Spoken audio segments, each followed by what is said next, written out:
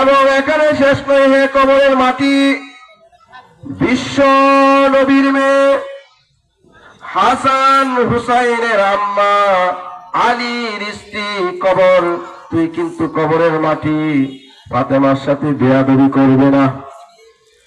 কবর সঙ্গে সঙ্গে কবর থেকে আওয়াজ আসলো, হে আবু যর গিফারি, আমার কাছে বিশ্ব নবীর মেয়েকে সেটা আমি চিনি না, হাসান হুসাইনের আম্মাকে আমি চিনি না, আলীর স্ত্রীকে আমি চিনি না, আমি কবর একমাত্র চিনি নেক আমল। যেরকম সুবহানাল্লাহ। এই জন্য আল্লাহ বলেন, হে দুনিয়ার মানুষেরা, তোমরা দুনিয়া থেকে নেক আমল করে কবরে আসো, কারণ কবর এমন একটি ঘর যেখানে কোনো আত্মীয় স্বজন নাই। দুনিয়ার জমিনে আপনি আমি যখন মুসিবতে পড়ে যাই, অনেক মানুষ গিয়ে জাতীয় পড়ে, ঠিক না ঠিক পরে কি বলে না? কবরের মধ্যে আপনি যখন যদি নেক আমল করে কবরে যান, তখন কবরের মধ্যে আপনি জীবিত হওয়ার সঙ্গে সঙ্গে দেখবেন সূর্য লাল হয়ে গেছে। আল্লাহু আকবার, আল্লাহু আকবার।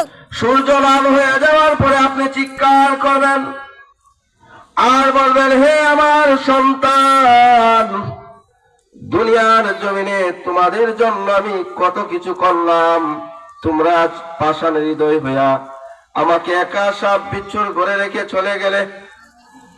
আমি যদি জানতাম তোমরা আমাকে এভাবে একা রেখে চলে যাবে, তাহলে তো দুনিয়ার জমিনে আমি এত নেক আমল করতাম, তোমাদের পিছে ঘুরতাম না রে সন্তান, এবং আমার যে সম্পদ আছে সম্পদ পর্যন্ত আল্লাহর রাস্তায় বিলীন করে দিতাম। কোন সুবহানাল্লাহ, সুবহানাল্লাহ। এইভাবে কবরে যাওয়ার পরে যখন একা হয়ে যাবেন আর চিৎকার দিবেন, হে আমার আত্মীয় স্বজনেরা, তোমরাও কি পাষাণের হৃদয় হইয়া আমাকে একা কবরের মধ্যে রেখে চলে যাচ্ছ, তোমাদের কি মায়া হয় না? এইভাবে সকল মানুষ যখন চলে যাবে, ওই লোক কবরে যাওয়ার পরে দেখবে কবরের মাটি এত দূরে গেছে,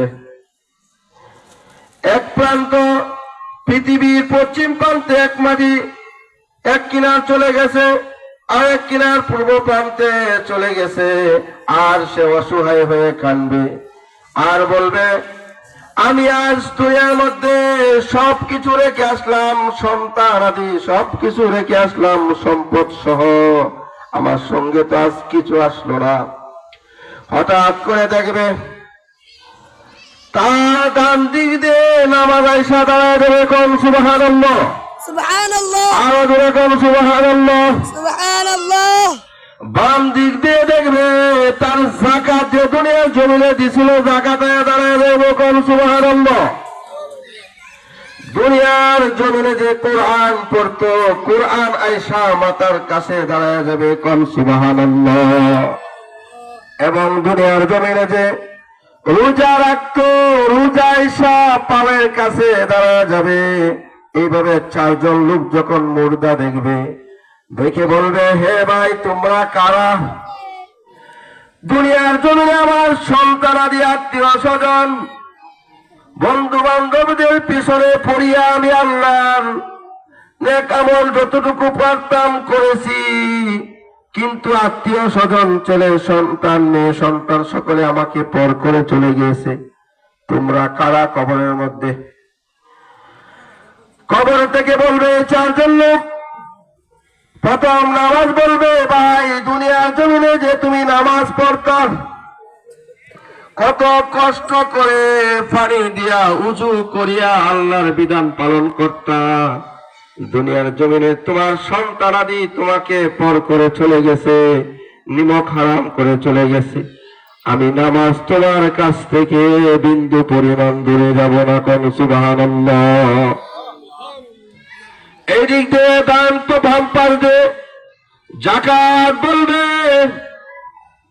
হে ভাই দুনিয়ার জমিনে তোমার সন্তান আদি সকলেই তোমাকে একা রেখে চলে গিয়েছে, দুনিয়ার জমিনে তুমি কষ্ট করে যাকাত দিতা, শয়তান তোমাকে বলতো যাকাত না দেওয়ার জন্য, এর বিরোধিতা করিয়া তুমি যাকাত দিয়েছ। সুতরাং আজকে সকলেই পর করে চলে গিয়েছে।